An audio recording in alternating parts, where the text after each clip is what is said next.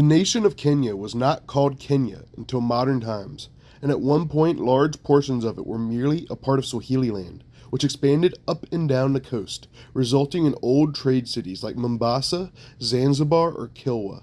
The arrival of the British after the partition of Africa and the subsequent conquest of Mombasa and founding of Nairobi as a trading depot would establish a colonial presence in the newly dubbed British East Africa. The creation of railroads solidified British control, with the region's environment proving particularly difficult to tame, i.e. my video on the Savo man-eaters. British East Africa was thought of as a wild country, full of savages that needed civilization and Christianity. However, the actions of the British worked to the detriment of the Kenyan people. The British thought they were bringing civilization to the people of Kenya, but didn't stop to think that maybe a form of civilization was already there.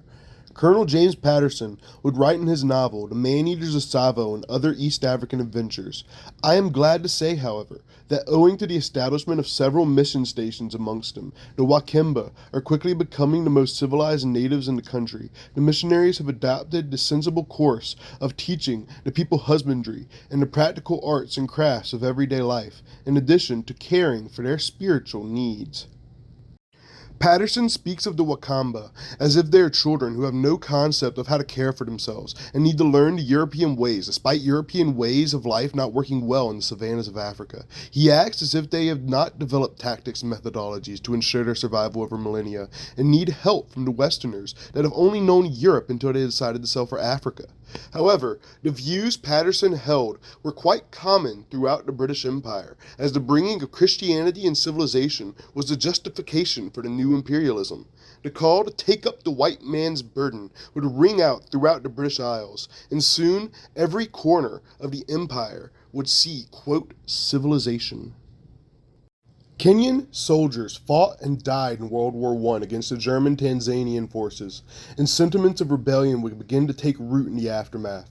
World War II would be the catalyst for rebellion, and a period after the war would see the creation of an anti-British group known as the Mau Mau. What started as peaceful protests would soon become full-on guerrilla warfare due to harsh crackdowns of the British Army.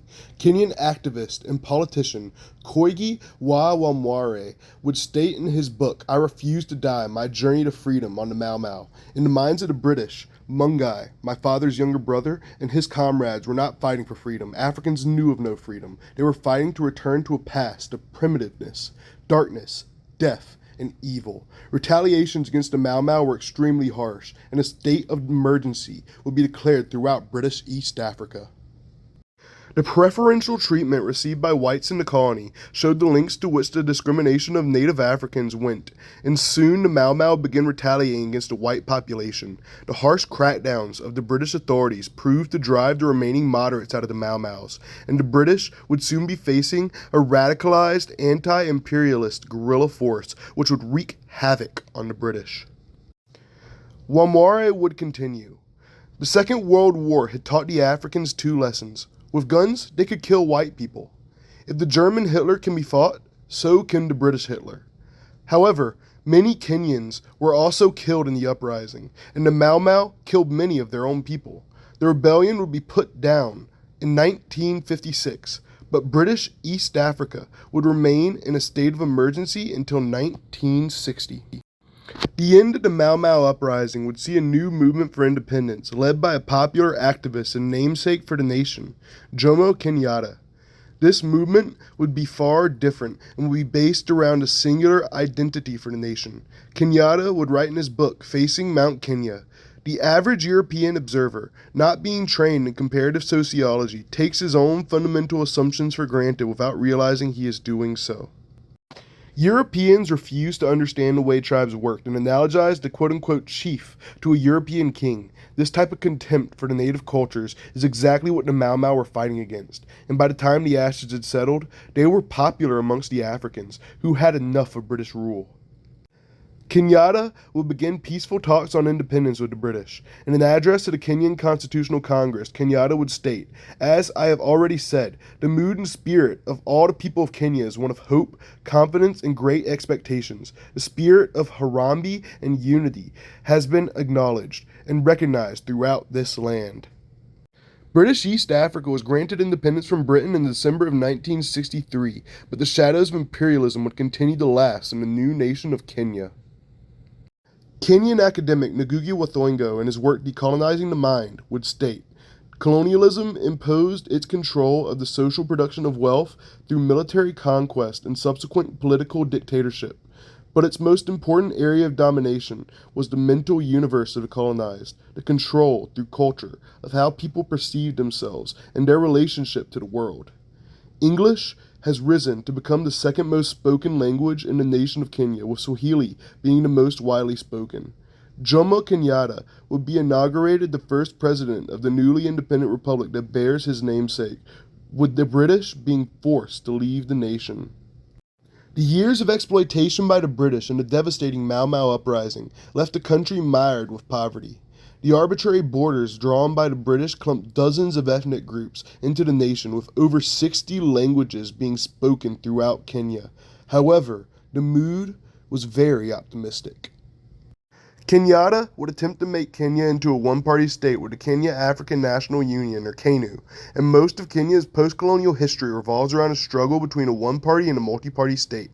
Jomo Kenyatta advocated a one-party state, and so did his successor, Daniel Arap Moi, who ran unopposed until 1992. However, in 2002, Jomo Kenyatta's son, Uhuru Kenyatta, lost the 2002 Kenyan election to the National Rainbow Coalition, or NARC party candidate, Mwai Kibaki, breaking the KANU hold over the Kenyan government and ensuring a multi-party state.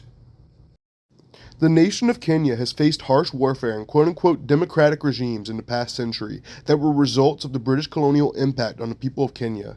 The concept of democracy took time to face full implementation in the nation, and while elections did occur, KANU candidates ran unopposed and led one-sided elections. Those who spoke out against the regimes of Jomo Kenyatta and Daniel Arap Moi were jailed, Koigi wa Wamwere being one of those jailed for their political resistance against the government. However, in the modern day, Kenyans have more freedoms to speak out. The true effects of British imperial control of Kenya will continue for years, and the true ramifications can be seen every day in the nation. Kenya is a nation of many cultures, drawn on a map by people who had never been there. The colonists forced the English language on the natives and forced their European practices on people who live on a continent that was unsuited for European-style civilization. The colonists tried to change the very mindsets of the natives and would continuously shove Christianity down the throats of the natives. Kenya is one of the most well-known nations in Africa, but not many take the time to understand the history of the nation. The British left their African possessions in shambles, and Kenya is just one example of a nation severely affected by British imperialism. The British Empire was the largest of all time, and its consequences continue to reverberate in Kenya and throughout the world, even into the modern day. Thanks for watching.